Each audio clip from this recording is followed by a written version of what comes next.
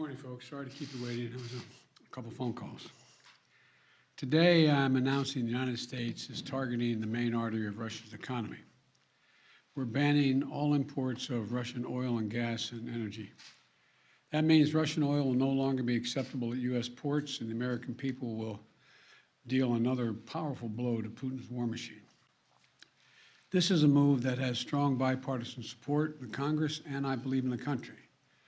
Americans have rallied to support their Ukrainian people and made it clear we will not be part of subsidizing Putin's war. We made this decision in close consultation with our allies and our partners around the world, particularly in Europe, because a united response to Putin's aggression has been my overriding focus, to keep all NATO and all of the EU and our allies totally united. We're moving forward with this ban, understanding that many of our European allies and partners may not be in a position to join us. The United States produces far more oil domestically than all the European countries combined. In fact, we're a net exporter of energy. So we can take this step when others cannot. But we're working closely with Europe and our partners to develop a long-term strategy to reduce their dependence on Russian energy as well. Our teams are actively discussing how to make this happen, and today we remain united. We remain united in our purpose to keep pressure mounting on Putin and his war machine. This is a step that we're taking to inflict further pain on Putin, but there will be cost as well here in the United States. I said I would level with the American people from the beginning, and when I first spoke to this, I said defending freedom is going to cost. It's going to cost us as well in the United States. Republicans and Democrats understand that. Republicans and Democrats alike have been clear that we must do this. Over the last week, I've spoken with President Zelensky several times to hear from him about the situation on the ground and to consult and continue to consult with our European allies and about U.S. support for Ukraine and the Ukrainian people. Thus far, we've provided more than $1 billion in security assistance to Ukraine. Shipments of defensive weapons are arriving in Ukraine every day from the United States, and we, the United States, are the ones coordinating the delivery of our allies and partners of similar weapons, from Germany to Finland to the Netherlands. We're working that out. We're also providing humanitarian support for the Ukrainian people, both those still in Ukraine and those who have fled safely to a neighboring country. We're working with humanitarian organizations to surge tens of thousands of tons of food, water, and medical supplies into Ukraine, and with more on the way. Over the weekend, I sent Secretary Blinken to visit the border between Poland and Ukraine and to Moldova to see what the situation was firsthand and report back. General Milley, Chairman of the Joint Chiefs of Staff of our Defense Department, was also in Europe, meeting with his counterparts and allies on NATO's eastern flank to reassure them, those countries bordering Russia, NATO countries, that we will keep our NATO commitment, a sacred commitment of Article 5. The Vice President Harris is going to be traveling to meet with our allies in Poland and Romania later this week as well.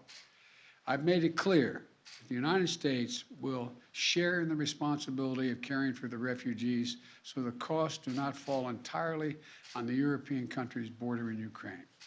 And yesterday I spoke with my counterparts in France, Germany, and the United Kingdom about Russia's escalating violence against Ukraine and the steps that we're going to take together with our allies and partners around the world to respond to this aggression. We are enforcing the most significant package of economic sanctions in history, and it's causing significant damage to Russia's economy. It has caused Russian economy to, frankly, crater. The Russian ruble is now down to 50%, by 50% since Putin's announced his war. 1 ruble is now worth less than 1 American penny. 1 ruble is less than 1 American penny. And preventing Russia's central bank from propping up the ruble and to keep its value up. They're not going to be able to do that now. We cut Russia's largest banks from the international financial system, and it has crippled their ability to do business with the rest of the world. In addition, we're choking off Russia's access to technology like semiconductors and sap its economic strength and weaken its military for years to come. Major companies are pulling out of Russia entirely without even being asked, not by us. Over the weekend, Visa, MasterCard, American Express, they all suspended their services in Russia, all of them, joining a growing list of American and global companies from Ford to Nike to Apple. They've suspended their operations in Russia. The U.S. Stock Exchange has halted trading of many Russian securities. And the private sector is united against Russia's vicious war of choice. The U.S. Department of Justice has assembled a dedicated task force to go after the crimes of Russian oligarchs. And we're joining with our European allies to find and seize their yachts, their luxury apartments, their private jets, and all their ill-begotten gains to make sure that they share in the pain of Putin's war. These, by the way, are giant yachts. You've put some of them in your press. I mean, some of them are, I think I read one was over 400 feet long. I mean, this is worth hundreds of millions of dollars. The decision today is not without cost here at home. Putin's war is already hurting American families at the gas pump. Since Putin began his military buildup on Ukrainian borders, just since then, the price of the gas at the pump in America went up 75 cents. And with this action, it's going to go up further. I'm going to do everything I can to minimize Putin's price hike here at home. In coordination with our partners, we've already announced that we're releasing 60 million barrels of oil from our joint oil reserves. Half of that, 30 million, is coming from the United States. And we're taking steps to ensure the reliable supply of global energy. We're also going to keep working with every tool at our disposal to protect American families and businesses. Now, let me say this. To the oil and gas companies and to the finance firms that back them, we understand Putin's war against the people of Ukraine is causing prices to rise. We get that. That's self-evident. But, it's no excuse to exercise excessive price increases or padding profits or any kind of effort to exploit this situation or American consumers, exploit them. Russia's aggression is costing us all, and it's no time for profiteering or price gouging.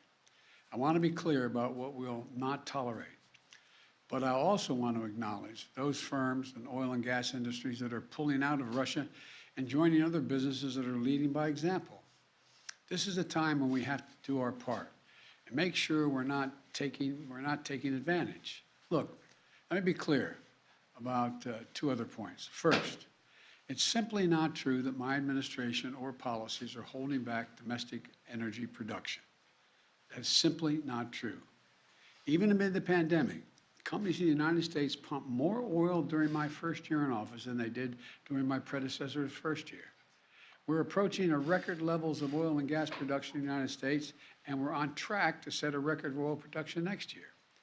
In the United States, 90% of onshore oil production takes place on land that isn't owned by the federal government. And of the remaining 10% that occurs on federal land, the oil and gas industry has millions of acres leased. They have 9,000 permits to drill now. They could be drilling right now, yesterday, last week, last year. They have 9,000 to drill onshore that are already approved. So let me be clear. They are not using them for production now. That's their decision. These are the facts. We should be honest about the facts. Second, this crisis is a stark reminder to protect our economy over the long term, we need to become energy independent.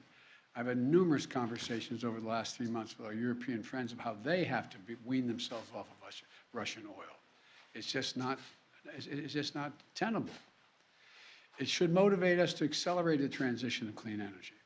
This is a perspective that our European allies share, and a future where together we can achieve greater independence.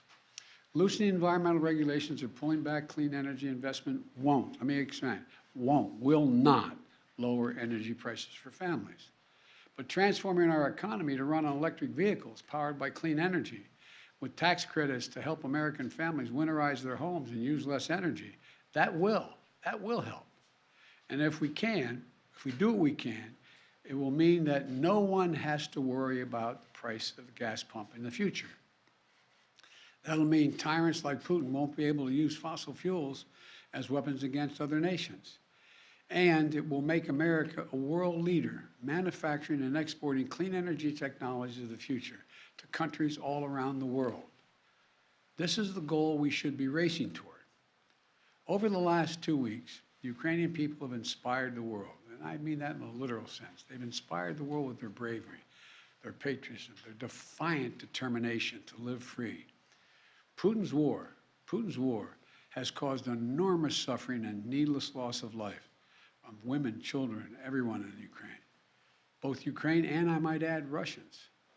Ukrainian leaders, as well as leaders around the world, have repeatedly called for a ceasefire, for humanitarian relief, for real diplomacy. But Putin seems determined to continue on his murderous path, no matter the cost. Putin's now targeting cities and has been targeting cities and civilians, schools, hospitals, apartment buildings. Last week, he attacked the largest nuclear power plant in Europe with an apparent disregard for the potential of triggering a nuclear meltdown.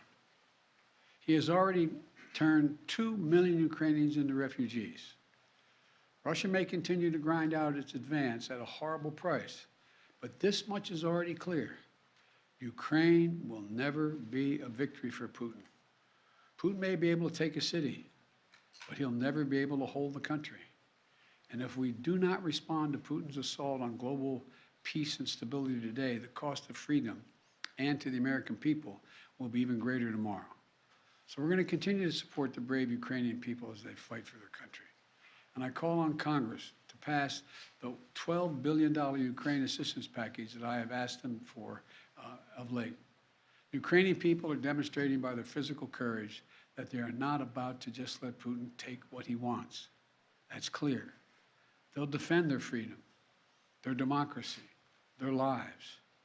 And we're going to keep providing security assistance, economic assistance, and humanitarian assistance. We're going to support them against tyranny, oppression, violent acts of subjugation. People everywhere, and I think it's maybe even surprised some of you all, people everywhere are speaking up for freedom.